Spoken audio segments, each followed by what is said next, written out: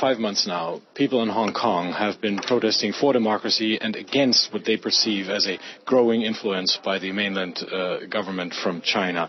As an official from Taiwan, an island which Beijing considers a breakaway territory, how do you view these protests?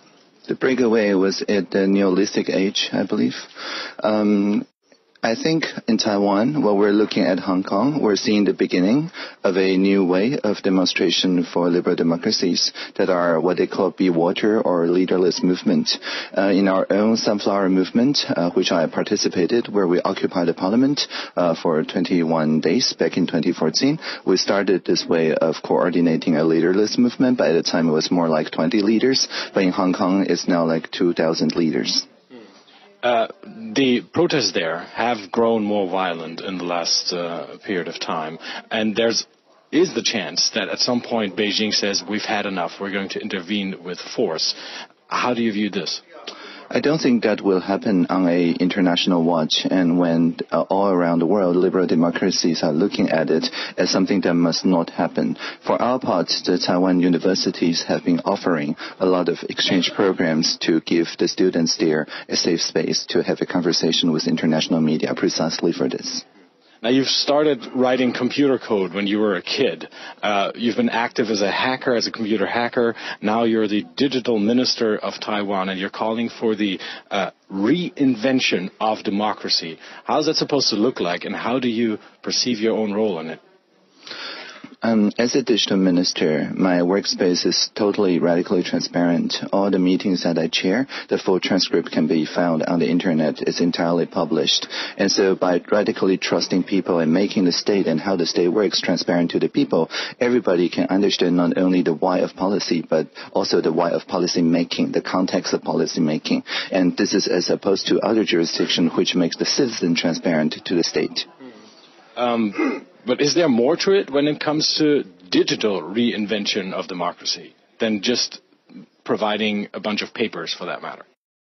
In Taiwan, what we're doing is we're bringing technologies to where people are instead of asking people to come to technology. And so we have universal broadband as a human right. Anywhere in Taiwan, even on the top of the mountain of Yushan, 4,000 meters, you have 10 megabits per second. And if you don't, it's my fault. It's very affordable, 15 euros per month, and everybody can be their own press, their own YouTuber. Everybody can just voice their opinions, and that is the foundation of liberal democracy. Because of universal broadband as a human right, we're also opening up the entire participatory budget, participatory regulation, everything on a single participation platform called join.gov.tw that has more than 10 million active users out of 23 million active residents in Taiwan.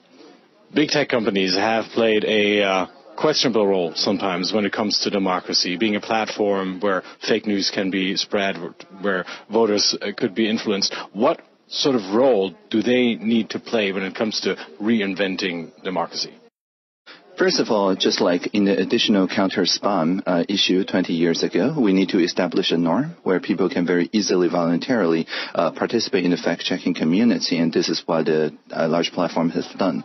But more importantly, in each of our ministries, there's a team of at least 5 people that can roll out funny, mimetic, engineered jokes, clarifications 1 hour after each disinformation gets spread, so that when people look at those clarification messages, they would think of something that's funny, and instead of turning anger into outrage, it will become something that people can more act in a pro-social manner. And this is why that we don't take down anything by the journalist. Our minister's words are not higher than the journalist's words, but we contribute into fact-checking and journalism by providing real-time clarifications very quickly and also very funny way.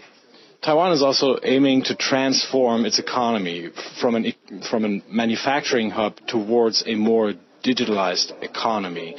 It's been difficult to do that.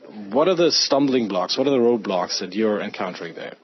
Well, we're doing pretty well, actually. Our AI strategy, which is based on the idea of AI as assistive intelligence, not artificial intelligence, enables our medium and small enterprises to automate part of the work that they consider a chore to do without replacing anyone's job.